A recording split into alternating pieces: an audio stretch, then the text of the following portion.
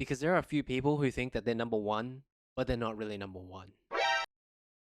We are going to be discussing time trials today, but we have reset time trials so many times. I can't even count how many times we've reset a time trials. For those who are new, there is a reason for the resets, right? Because when you do a time trial and then the hero changes, right? In a hero-based kart racing game, the hero being changed means the time trial becomes invalid. So you could do a map really well with Kobe, and then all of a sudden Kobe gets changed and he becomes weaker or stronger. So whatever time trial you set, it's just now useless, and so we have to wipe it. But what the community doesn't really know the most is that was actually the reason why.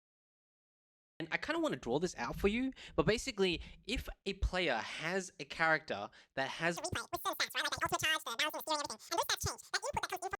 I've been mulling it over, and I came up with a solution. Time trials will have ultimates that are unique to the time trials, inclusive of the stats of the character. So that means you just go into time trial, you just have to pick an ultimate and go, okay, this is the ultimate I'm going to use, and then go into that time trial. So that means time trial is kind of separated from like the Grand Prix, the Race Royales, any other game modes that we make, simply because it allows you to actually go, okay, I can now create legacy time trials because these stats will never change. So even if, let's say there's a peanut that you can pick and peanut gets tweaked in the main game, in time trials, that's actually locked. It doesn't change.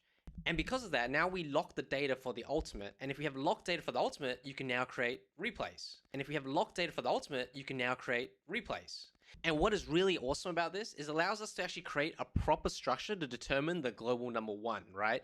Because time trials, now if you add them all up together, if you add across all the maps and then you total up the time, the person with the lowest time is in fact number one. But what excites me the most about all this is that we can now tab and create special community style time trials. Like we can basically have maps created by the community and then have an entire tab that's dedicated to that. But then you have other packs that are created to create like a new time trial series for people to join. And they could have different heroes ultimates selected, even probably broken ultimates that we can't put into GP and Race Royale, but can have a bit more fun in creating like more interesting modes and actually like spice up time trial in a more unique way. We do hope to get this update soon to you and basically tell you to just lock in. I'm obviously going to be participating, but I've seen my own time trials.